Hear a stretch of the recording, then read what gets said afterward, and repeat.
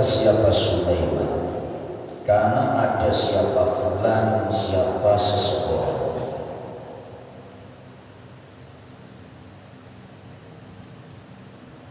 yang dinamakan fulan di sini adalah Amr bin Salamah.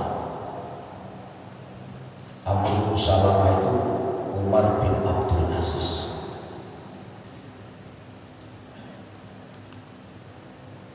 Yutilu itu memperpanjang siapa fulan al-awlayaini pada 2 rakaat yang pertama fidhuri di dalam sholat zuhur, wa yukhaffifu dan mempercepat atau boleh dikatakan memperpendek siapa fulan yakni Umar bin Abdul Aziz al-asr pada sholat asar. Umar bin Abdul Aziz itu kalau sholat zuhur itu biasanya 2 rakaat pertama lama sekali. Nah kalau kita di sini sholat zuhur rakaat pertama panjang, pasti nanya, oh mesti dibocor, kan nggak dengar suaranya, panjang sekali. Kita ini juga mengikuti dahulunya Rasulullah, wa idza amma falyukhaffif. Tatkala kita menjadi imam itu rakaatnya jangan panjang-panjang, yang biasa-biasa, ya ojo cepet, biasa aja. Baca suratnya ya ojo pendek banget. Kadang-kadang kita kan yang penting baca surat.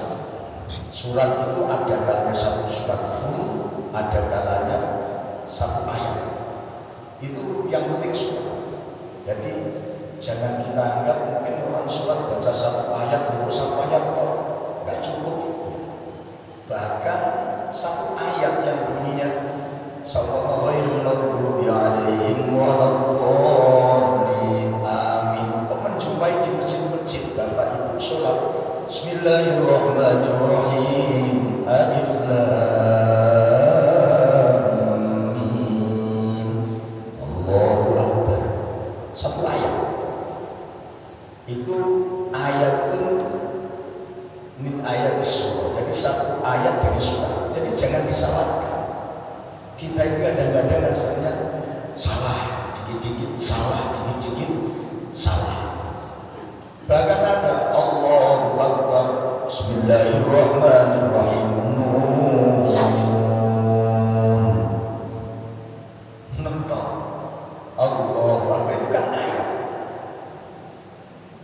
Jadi kadang-kadang kalau sholat terawih itu biasanya orang yang penting memenuhi syarat Allahu Akbar, nun wal qalami wa ma yasturun, Allahu Akbar. Sholat apa? Maca nun itu ayat. Jangan dianggap nun bahasa Jawa. Jadi jangan disalahkan. Kita ini jangan sering menyalahkan orang. Maka biarkan itu semakin banyak ilmu semakin takut menyalahkan orang. Orang itu semakin banyak ilmu semakin takut menyalahkan orang. Maka semakin orang banyak pengetahuannya, enggak banyak dan mudah menyalahkan orang lain. Ya contoh seumpama ada orang baca Al-Quran imam Allahu Akbar yang kita dengarkan wadduha wal laili idza saja, kita kan dengarnya gitu. Ternyata ada wadduha wal laili idza saja, salah itu. Semuanya itu ada ilmunya. Jadi semakin orang itu banyak ilmu, semakin orang itu ngalim, tidak mudah menyalahkan orang lain. Maka manusia itu dituntut tolakul ilmi minal mahdi ilal lahdi, disuruh mencari ilmu mulai dari gendongan, mulai dari hamil sampai mau masuk ke liang lahat. Bahkan masuk ke liang lahat itu masih dituntut untuk menggali ilmu agar tahu dan paham apa yang menjadi pertanyaan malaikat bukan.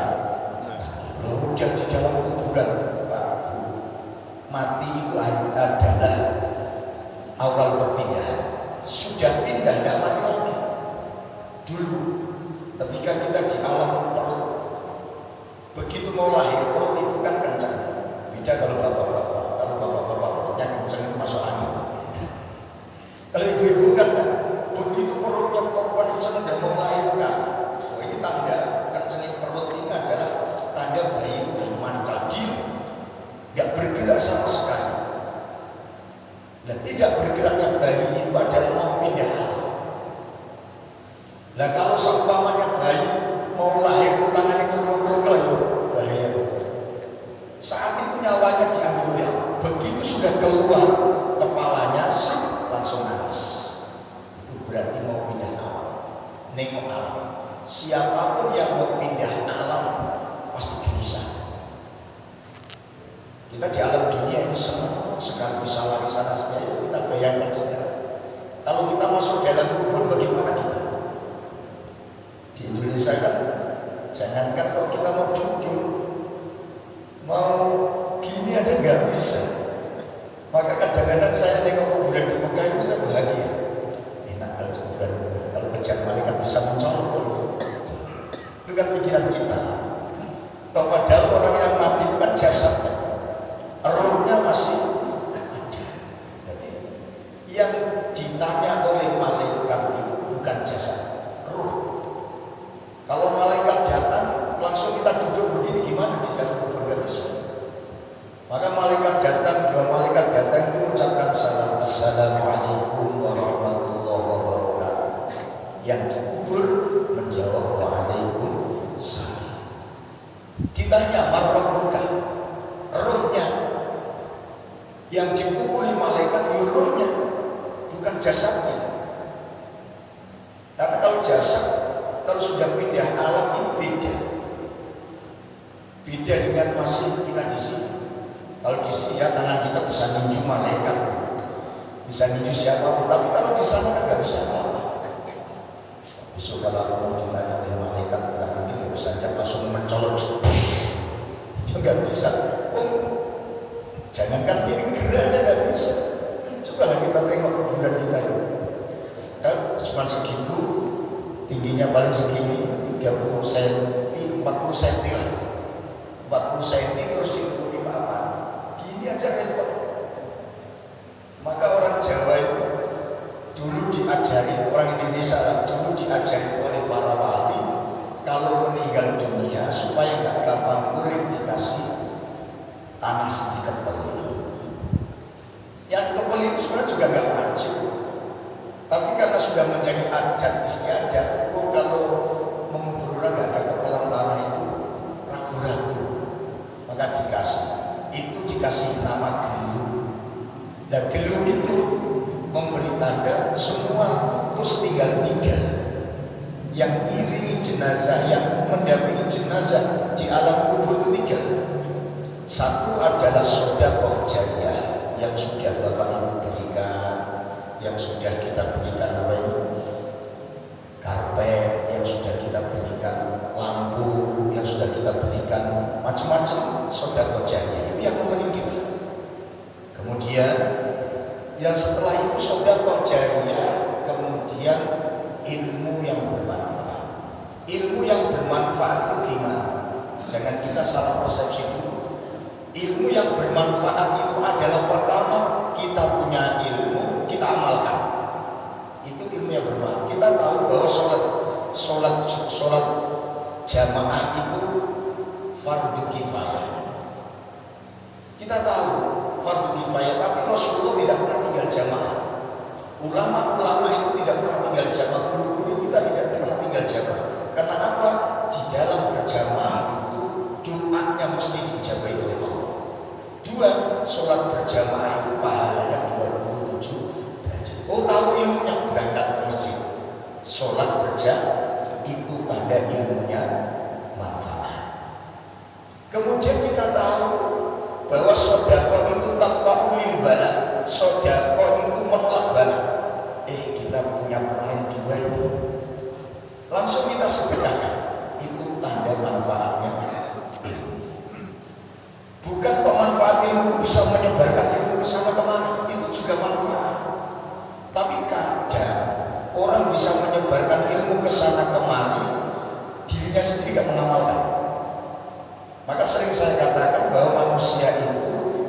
bisa memberi contoh, tapi kadang tidak bisa mencontoh.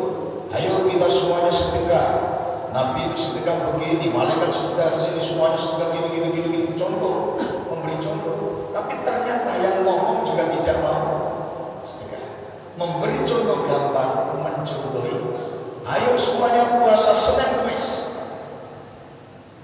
Yang lain suruh puasa semuanya. Ternyata yang nyuruh tidak puasa. Ini juga gak manfaat. Manfaat orang lain, tapi tidak memberi manfaat pada dirinya. Maka seperti lampu petromak. Lampu petromak itu menyinari sana sini, tapi dirinya kepanasan. Bisa memberi manfaat sana sini, tapi dirinya kepanasan. Nah, begitu juga kita jangan berpikir terus kiai itu semua nyuruh orang lakukan, belum tentu. Nah, maka ayo ilmu yang kita miliki sedikit demi sedikit kita amalkan. Kalau mengamalkan semuanya, ya berat. Pokoknya yang penting yang mampu kita amalkan amalan. Contoh sholat berjamaah di masjid. Sholat berjamaah di masjid, zikir setiap saat lisan kita, cinta kepada Rasulullah setiap saat kita membaca sholawat. Sholawat itu ada dua, ada sholawat yang mansuriyah, artinya sholawat yang datang dari Rasulullah langsung, seperti Allahumma sholli ala Muhammad wa ala ali Muhammad, Allahumma sholli ala Muhammadin Nabi Bumi dan seterusnya. Nah, sholawat-sholawat yang lain itu ghairu mansur, itu adalah sholawat tidak dari ulama, tidak dari Nabi, tapi dari para ulama-ulama dahulu. Kayak gitu. Jadi Umar bin Abdul Aziz itu kalau sholat duhur itu biasanya panjang, karena Nabi itu kalau sholat duhur rakaat pertama itu dan kedua panjang. Nah, kalau kita kepanjangan kabur, tidak ngaji kesuwen lain. Padahal duduk ngaji itu adalah duduk di rodol min riyadil jannah. Maka Rasulullah seringkali menyampaikan wa idza mararta bi riyadil jannah fatta. Kalau engkau lewat pada suatu tempat yang itu ada pengajian, mampir. Itu yang dimaksud riyadil jannah, taman surga. Maka sampai Rasulullah juga menyampaikan man salaka tariqan yaltamisu fihi ilma. Orang kok jalan-jalan lalu di suatu jalan itu ada orang membahas ilmu, mampir dia, ikut mendengarkan ilmu itu. Sahalallahu tariqan, dipermudah oleh Allah jalannya menuju surga. Nah, surga itu artinya bahagia. Surga itu artinya bahagia. Surga akhirat ya bahagia. Kalau surga dunia ya kebahagiaan dunia. Kebahagiaan dunia itu badannya sehat, rezekinya lancar. Itu sehat, namanya bahagia. Rezeki lancar juga bahagia. Bisa kumpul teman juga bahagia. Wa yukhaffifu, dan meringankan siapa fulan, yaitu Umar bin Abdul Aziz al-asr pada sholat asar. Sholat asar itu pendek. Sholat asarnya agak pendek. Ya, kemarin juga sudah dijelaskan panjang sekali. Kalau baca ayat-ayat yang panjang. Biasanya kalau kita sholat duhur asar itu kulhu, ada kulhu separuh. Yang penting kita lakukan ada Fatihah, ada ayat. Gak bisa ayat di Fatihah saja. Wa yaqra'u, dan membaca siapa fulan fil maghrib, di dalam sholat maghrib, membaca bi qisaril mufassal, dengan pendeknya surat mufassal. Jadi gak panjang-panjang.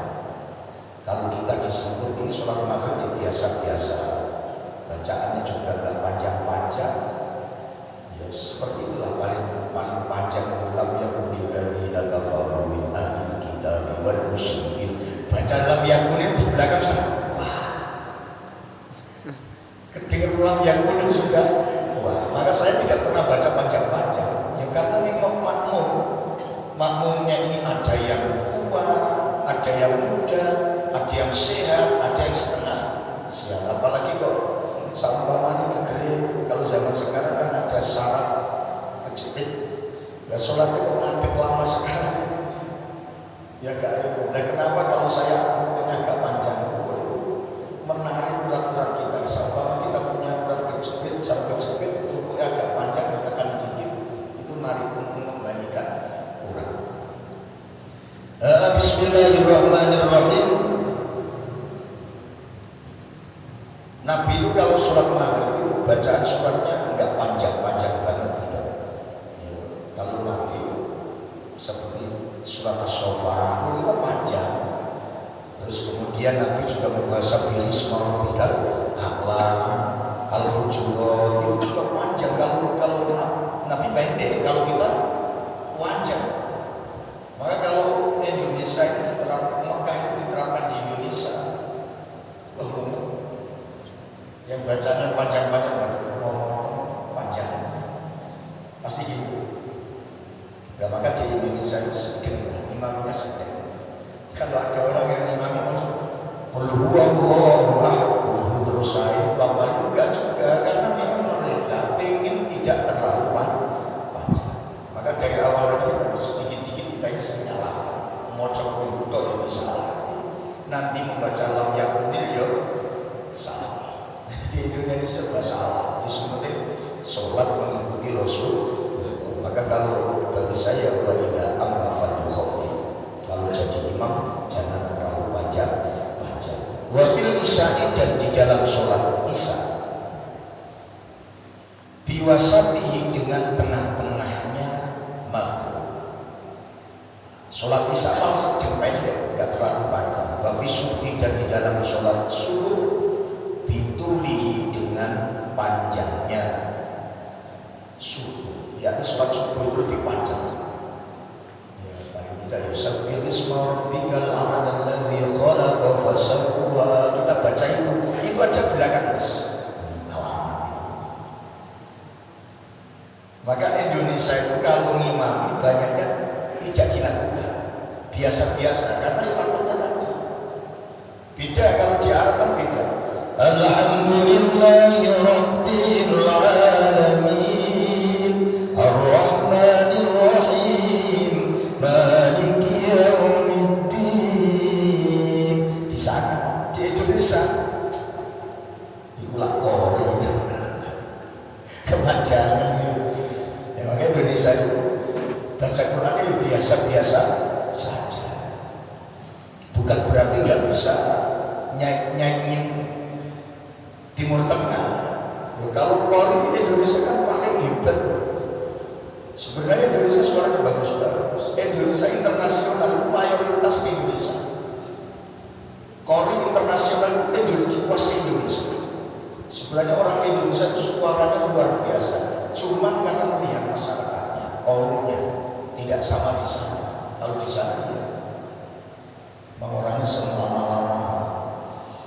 Bismillahirrahmanirrahim. Faqala, maka berkata siapa Abi Hurairah, ma shallaitu, tidak pernah sholat siapa saya. Wara'a ahadin, di belakang seseorang, asbah, yang menyerupai siapa ahad, menyerupai sholatan pada sholat bi Rasulillahi, dengan sholatnya Rasulullah sallallahu alaihi wasallam, min hada, dari ini.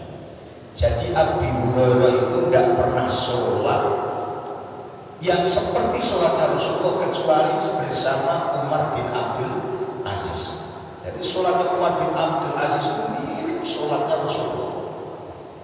Maka Abi Hurairah mengatakan ma sholaitu wara'a ahadin asbah sholatan bi Rasulullah. Aku tidak pernah sholat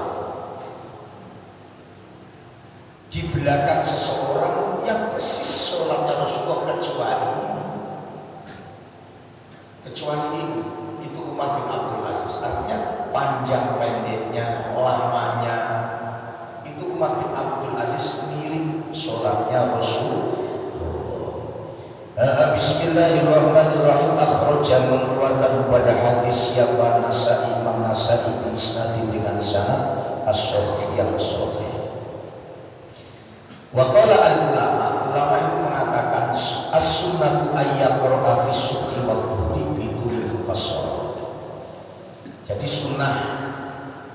sholat subuh dan sholat zuhur itu membaca ayat-ayat panjang itu sunnah. Sunnah memang sunnah. Kalau kita lakukan panjangnya tadi mikirnya, kita ngambilnya Indonesia itu faida apa faida khafifis yang pendek-pendek aja. Yang penting surat di dalam Al-Quran. Nah, jangan-jangan kita sholat baca surat, habis Fatihah baca surat, lalu baca surat cinta, lalu baca surat cerai. Surat di dalam Al-Quran. Wa an abi Jubair, wa an Jubair ibni Mut'im, dari Jubair bin Mut'im radhiyallahu anhu qala, berkata siapa Jubair, yang sami itu dengan siapa saya Rasulullah pada Rasulullah sallallahu alaihi wasallam, yaqra'u, membaca siapa Nabi fil maghrib, dalam sholat maghrib, membaca bituri, dengan surat At-Tur. Muttafaqun alaih. Nabi kalau waktu maghrib itu membaca surat At-Turi wasin, itu yang dibaca oleh Nabi. Hadis ini dalilun ala anal maghrib la yahtassu bi qisaril fasl. Hadis ini menjelaskan bahwa sholat maghrib itu tidak harus membaca surat Al-Fasl, boleh membaca surat apa saja. Dan itu semua sholat itu selesai Fatihah tidak harus membaca surat ini, surat ini, surat ini. Contoh sama sholat duha, pokoknya habis Fatihah harus surat Al-Duha, terserah mau apa saja. Yang penting niatnya sholat duha. Dan kita ingat hadis Rasulullah, al-Islam ad-din yusr, Islam itu agama yang paling mudah, jangan dipersulit. Yang membuat sulit itu adalah kita sendiri. Dikit-dikit gak boleh, dikit-dikit gak boleh, dikit-dikit gak boleh. Itu yang membuat rumit itu kita sendiri. Sebenarnya Islam itu paling gampang, gak repot-repot. Bahkan sholat tanpa wiridan boleh. Habis sholat langsung keluar masjid juga boleh. Pakai baju yang penting menutupi aurat. Jadi tidak usah dipaksa. Pokoknya sholat untuk pakai jubah, tidak juga. Mau jubah boleh, mau pakai batik boleh. Nah, yang ada peraturan kan di pendidikan masyarakat kan tidak boleh. Seluruh masyarakat sibuk kalau sholat harus pakai baju putih. Nah, terus ada yang mengatakan baju batik gimana? Nanti iri dong. Oh, semuanya akan dihisab oleh Allah. Kalau baju putih aja yang batik tidak pakai sholat, nanti akan dihisab oleh Allah. Baju batik itu apa? Baju batiknya ngomong, ya Allah, aku ini dikerdilkan oleh mereka.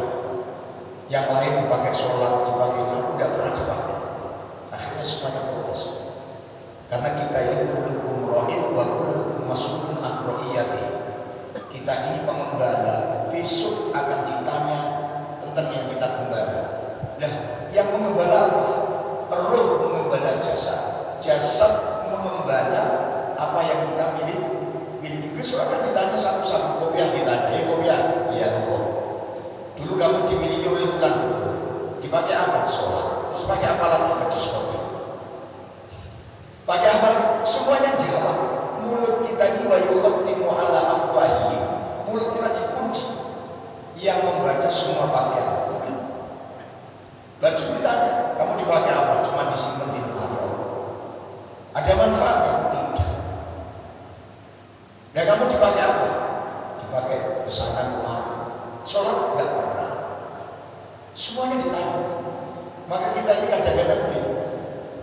Kalau mengikuti Nabi Sulaiman, besok orang yang paling terakhir dihisab oleh Allah itu Nabi Sulaiman. Bapak-bapak sudah di dalam surga, Nabi Sulaiman masih hitung. Ditanya, semut kemarin kamu jawab ya? Karena ini kamu pimpinan makhluk semua. Kemarin kamu kasih makan enggak? Ini tidak. Semuanya ditanya. Dan kalau kita paling pertanyaan itu, maka paling enak dan paling ringan itu hisabnya adalah orang miskin. Paling enak. Tapi kata kita di dunia orang miskin juga enak. Karena tidak punya apa? Kata orang bisa menjawab pertanyaan kaya yang bisa memanfaatkan harta bendanya. Punya ini disedekahkan, punya ini sedekahkan, disedekahkan. Sedekah itu mendampingi kita ketika kita disiksa oleh Allah. Sedekah yang akan muncul nanti, makhluk sedekah itu muncul menghalang-halangi kita agar tidak disiksa oleh Allah. Maka ayo kita banyak bersedekah. Gak bisa sedekah harta, sedekah tenaga. Gak bisa sedekah tenaga, sedekah ucapan. Tiga ini sedekah kita. Nah, ucapan apa? Amar ma'ruf nahi munkar. Ini sedekah. Maka ayo yang punya sedekah harta benda, sedekah dengan harta benda. Tapi sedekah harta benda itu buahnya, mulutnya gak sedekah, sama aja. Mau sedekah itu terus kemudian mengundat-undat, gak boleh. Ini dulu kan saya sedekah, kenapa kamu ikut? Gak boleh. Perkara yang sudah disedekahkan itu Bapak Ibu, itu sama dengan kita punya perut sakit. Setelah perut kita sakit, kemudian kita keluarkan, sudah gak usah ditengok-tengok lagi. Terus makan sate, satenya keluar. Jangan dipikir namanya sedekah. Beramal itu sudah lewat, itu sudah, jangan diingat. Ingat, maka kata Rasulullah itu, sedekah paling bagus tangan kanan yang ngasih, tangan kiri jangan ribut, jangan mengganggu, jangan nanya lagi. Kalau Bapak ngasih kopiah orang, jangan ditanya lagi, lah kopiah yang saya kemarin saya kasihkan kamu itu, kau kemana kan, kok kamu sekarang gak berkopiah? Jangan. Kalau sedekah itu mukhlis, lepas. Jangan diingat. Karena ketika sudah mengingat, namanya tidak ikhlas. Nah, maka ayo agar sedekah itu menjadi pendamping kita, pembela kita di alam barzah dan di akhirat. Yuk kita sedekah. Harta ketika punya, ketika sudah sedekah harta, yuk mulutnya ikut sedekah. Ya sedikit-sedikit tenaganya ikut sedekah. Kalau bisa seumpamanya ada tetangganya ngecor, kita tahu kita ada, kita gak ada kesempatan berangkat, walaupun kita megang ember aja. Oh, yang penting sudah ikut ambil. Atau tidak megang sama sekali, kok di situ cuma tegak aja, ngabisin jajan aja. Nah, nanti kok mosok datang menghabisin jajan ya sedekah. Mohon maaf, Bapak hari ini ada yang sedekah makanan ini, ada roti, ada kerupuk, Bapak makan itu sedekah. Jangan dianggapnya sedekah itu yang ngasih kok, yang makan juga sedekah.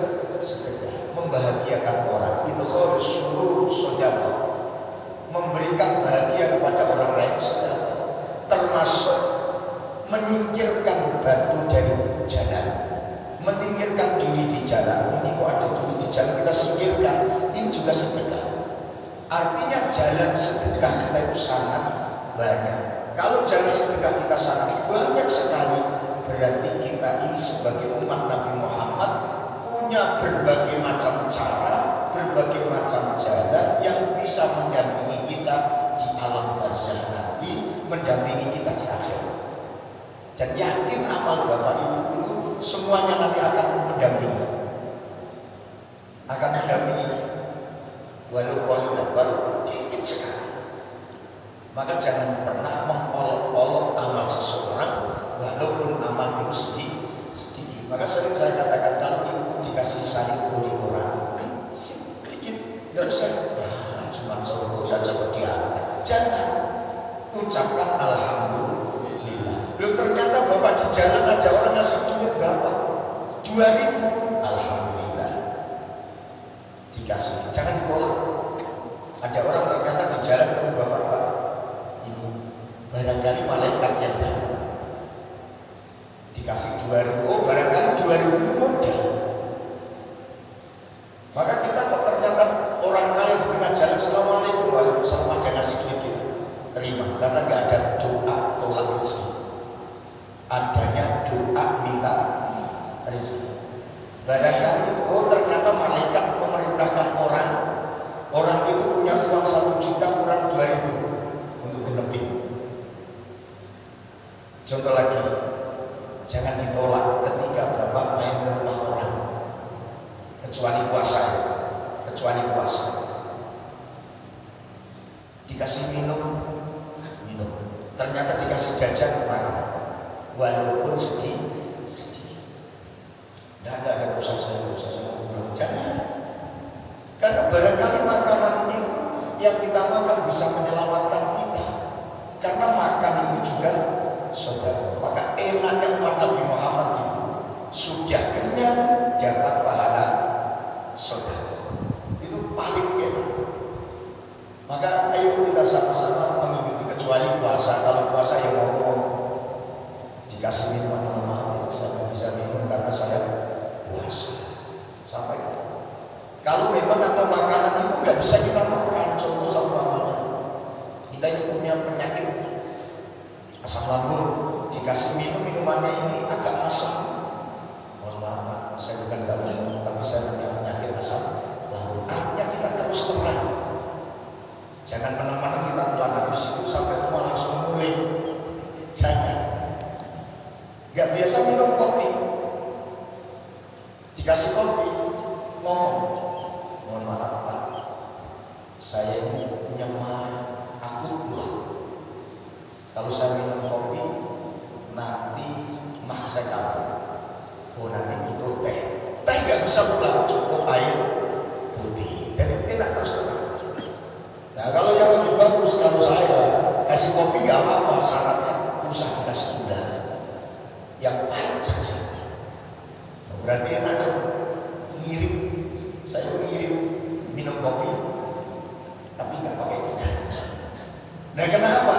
Itu adalah menetralisir asam lambung, tapi tanpa gula, pahit betul. Dan memang kopi asli, jangan kopi-kopian. Nanti beli kopi tanpa gula tapi kopi sasetan, sama ya, ada gulanya. Bismillahirrahmanirrahim. Dimau terusin bahwa sholat maghrib itu intinya juga semua sholat itu tidak ada ayat kekhususan. Maka ketika bapak-bapak disuruh sholat, ayo Pak sholat, lakukan sholat taubat, suratnya apa? Tidak usah tanya. Iya kalau kita hafal, kalau nggak hafal malah repot. Maka ketika dikasih amalan orang itu, bapak baca sholawat, jangan tanya sholawat apa, wajar nanti. Kalau tanya sholawat apa, nanti dikasih sholawat asli, waduh nggak hafal. Sholawat busro nggak hafal. Pak perbanyak baca sholawat. Oh iya saya tahu sholawat itu Allahumma sholli ala Muhammad wa ala ali Muhammad, sallallahu ala Muhammad sallallahu alaihi wasallam. Mudah baca. Jadi nggak usah banyak ditanya. Jumlahnya boleh ditanya. Tapi kalau sholawat apa, repot kita. Suruh sholawat Nabi panjang pula. Pak silakan agar rezekimu lancar baca sholawat sehari 10.000, insya Allah. Paling banyak yang dibaca, yang penting sholawat. Jangan sholat apa itu? Maria 4.400 dewean yang umat. Bismillahirrahmanirrahim.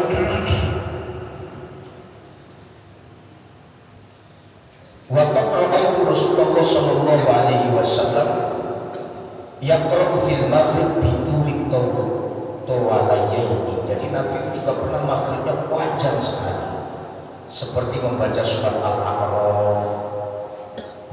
Itu Nabi. Kita kan beda. Semoga kita biasa-biasa saja.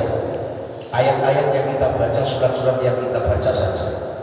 Wa an Abi Hurairah, dan dari Abu Hurairah radhiyallahu anhu qala berkata siapa Abu Hurairah, karena ada siapa Rasulullah sallallahu alaihi wasallam yaqra'u, itu membaca siapa Nabi sholat al-fajr, pada sholat subuh. Nabi ini seringkali menyebut sholat subuh itu fajar, memang sholat fajar. Maka Nabi juga mengatakan rakaatayil fajri khairun minad dunya wa ma fiha. 2 rakaat sebelum subuh itu lebih baik daripada dunia seisinya. Maka usahakan sholat 2 rakaat sebelum subuh.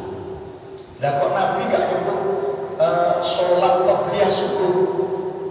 Lah Nabi subuh saja jarang menyebut sholat subuh, dikatakan sholat fajar. Nah kita ikuti 2 rakaat fajar itu lebih baik daripada dunia sehari. Lakukan setelah azan sholat 2 rakaat. Nah kalau kita datang ke masjid sudah sholat subuh gimana? Ya nggak usah 2 rakaat. Sebelum subuh nggak usah. Dan terus ya ketinggalan. Maka kalau berangkat ke masjid itu jangan azan sudah selesai. Paling tidak pas azan itu masuk dalam masjid. Syukur bisa sebelumnya. Kita bisa sholat sunnah hajat dulu atau sholat sunnah taubat dulu. Usahakan bangun jam 3:30 bangun, yang dekat masjid ke masjid, yang dekat musola ke musola, berangkat ke sana usolli sunat al-hajati seumpamanya. Masih ada usolli sunat taubat. Setelah itu ada habis ada sholat sunat 2 rakaat namanya rakaatail fajri. Kalau kita nyebut adalah sholat sunnah qobliyah subuh. Jangan nanya lagi ayatnya apa. Dari ayat. Pokoknya sepenting sholat itu gitu aja. Sama bapak ayatnya apalnya tadi ya sudah baca. Hafalnya waqiah membawa waqiah silakan. Jadi tidak usah nanyakan ayatnya apa, suratnya apa, tidak usah. Pokoknya sepenting lakukan. Niatnya sholat hajat, niatnya sholat tahajud, niatnya sholat zuhur, asar, maghrib, isya, subuh. Ayatnya silakan. Mengikuti ini sunnah. Enggak, yang penting ada surat dari Al-Quran. Fi sholatil fajri yaumal jum'ati, di hari Jumat. Kalau mengikuti Nabi kelamaan. Nabi kalau sholat subuh dari Jumat itu membaca alif lam mim tanzil sajadah. Wajar. Nah, kita pasti memang bacaannya lama. Proses sakit lagi ini pengen ini. Lalu ngaji tidak sampai jam 6 ya sempat beli ngomongnya.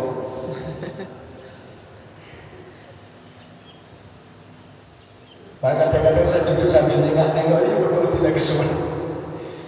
Bapak Ibu yang dimuliakan oleh Allah, wa hal ataka alal ins, membaca surat hal ataka muttafaqun alaih. Fi dalil ana dzalika kana da'buhu fi tilka shalah, itu yang biasa dilakukan Nabi. Wa an Hudzaifah, dari Hudzaifah radhiyallahu anhu, qala, berkata siapa Hudzaifah, sholaitu, sholat siapa saya, ma'an Nabi, beserta Nabi Muhammad sallallahu alaihi wasallam. Fama marrat, maka tidak lewat bi, dengan Nabi, apa ayatul rahmah, apa ayat rahmah, illa waqafa, kecuali berhenti siapa Nabi, indah, di sisi ayat rahmah. Nabi itu ketika sholat kok membaca ayat rahmah, Nabi itu mana? Sama ada ayat yu'adzibu man yasha wa yarhamu man yasha, ada ayat-ayat seperti itu. Nabi mandek sejenak membaca doa agar mendapatkan rahmat dari Allah Subhanahu wa ta'ala. Itu Nabi kalau waktu ketemu dengan ayat rahmat, kalau ketemu dengan ayat azab, Nabi juga sama mandek, minta dijauhkan dari azab. Artinya mandek itu bacanya mandek sejenak, bukan mandek itu berhenti sholatnya, tidak, cuma berhenti sejenak.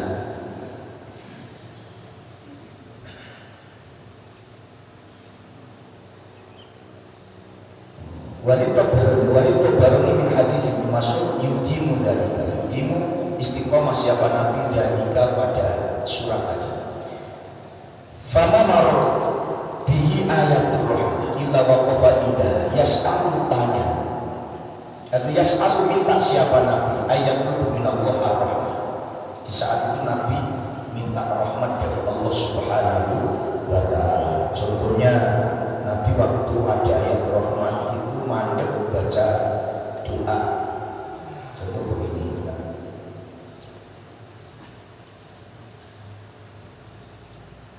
Contoh kalau Nabi dengan ayat rahmat kayak saat tadi, termasuk ayat yang membahas belas kasihannya Allah. Kalau ayat rahmat Nabi membaca Rabbighfir warham wa anta pas menyebut azab, Nabi mengatakan inni rabbi inni a'udzu bika minal azab. Itu kalau bisa, enggak bisa ya sudah. Enggak harus dibaca. Ini kan sunnah yang dilakukan oleh Nabi. Wala ayatun, dan tidak ayat.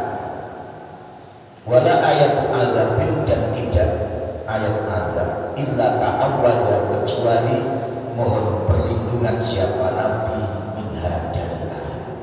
Jadi kalau ada yu'adzibu man yasha, Nabi membaca Rabbi fir, ya, Nabi Rabbi a'udzu bika minal azab, ya Allah jauhkan kami dari siksa. Kemudian wa yarhamu man yasha, ya Allah berilah kami rahmat. Ya, tapi kalau kita baca pakai bahasa Indonesia, Nabi cuma mandek minta di hatinya, tidak dibaca dengan keras. Akhraja, mengeluarkan pada hadis siapa al-khamsah, Imam Khamsah wa hasanah, dan mengatakan bagus pada hadis siapa at-Tirmidzi. Fil hadis dalilun ala annahu yang bagil qari fi sholat tadabbur ma yaqra. Kalau hadis ini menjadikan dalil ketika kita sholat membaca ayat itu mandek sejenak di dalam hatinya, membaca doa minta kepada Allah. Kalau ayat rahmah su'al rahmah, kalau azab su'al min azab, isti'adzah min azab, minta perlindungan dari azab.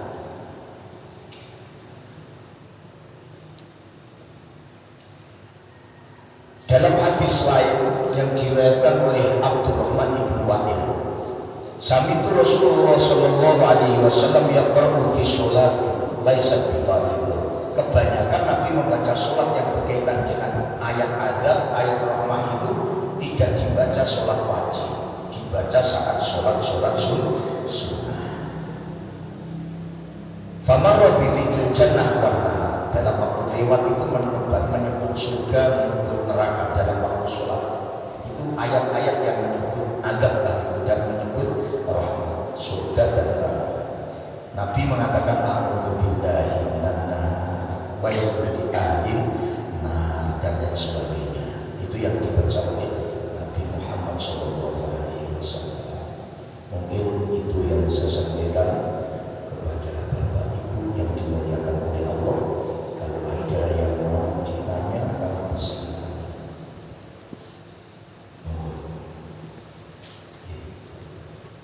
Assalamualaikum warahmatullahi wabarakatuh. Assalamualaikum. Kita menjalankan sholat untuk membaca surat-suratan. Bolehkah dibaca dari atas ke bawah, dari bawah ke atas? Misalnya Pak, misalnya kita baca awal, membaca An-Nas, surat An-Nas. Dan nanti keduanya baca di atasnya namanya, atau dari atas ke bawah. Begini, surat itu ada yang mengatakan diawali dari Alif Lam Mim, ada yang mengatakan dari surat Al-Ikhlas.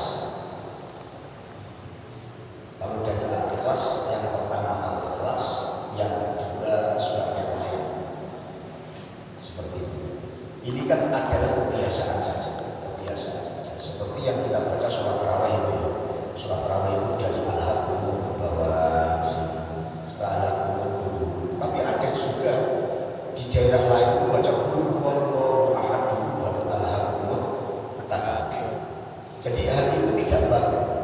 Artinya tidak harus begitu. Seumpama Bapak membaca surat Maghrib sama rakaat pertama Qul huwallahu ahad, rakaat yang kedua Qul a'udzu birabbin nas, atau dibalik juga tidak apa-apa. Jadi artinya tidak ada aturan yang baku, harus dibaca ini. Memang sebaiknya dari atas ke bawah ini sebaiknya. Kalau dibalik nggak apa-apa. Maka sebaiknya ayat surat itu ya satu surat dibaca sebaiknya, tapi hanya satu ayat juga boleh. Seperti itu. Ngerti nggih? Mengatakan ini hanya satu aja. Kalau ada pertanyaan disimpan besok saja. Mudah-mudahan Allah memberikan kesehatan kita lahir batin. Mudah-mudahan Allah mempermudah urusan kita semuanya. Semoga rizki kita diperbanyak oleh Allah, diberkahi oleh Allah Subhanahu wa Ta'ala, dan kita bisa selalu ngaji, duduk bersama, dan di akhir kelak bisa duduk bersama Rasulullah Sallallahu Alaihi Wasallam. Bismillahirrahmanirrahim. Allahumma salli ala Sayyidina Muhammadin salatan taghfiru biha dhunub wa tuslihu biha al-qulub wa tamtaliqu biha al-usur wa talinu biha as-su'ud wa ala alihi wa sahbihi wa man ilaihi mansur. Mohon maaf, wallahu a'lam bishawab. Assalamualaikum warahmatullahi wabarakatuh.